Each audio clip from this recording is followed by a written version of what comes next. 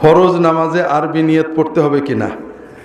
নিয়াত ইন্নামাল আমালু, নিয়ত ছাড়া কোনো আমলে হবে না, তাই না? এই যে আপনারা আজকে এখানে আসছেন, হাদিসে আসছে কেউ যদি ভালো কথা শোনার নিয়তে আসে তাহলে যাওয়া আসা সব মিলিয়ে তার জিহাদের রাস্তায় চলার সওয়াব হবে। আমার প্রশ্ন হলো, আপনারা যখন বাড়ির থেকে বেরিয়েছিলেন তখন কি বলেছিলেন নাওয়াইতু আন আযহাবা ইলা বনপাড়া বাজার লিআস্তাম? তাহলে তো সওয়াব হবে না। আপনারা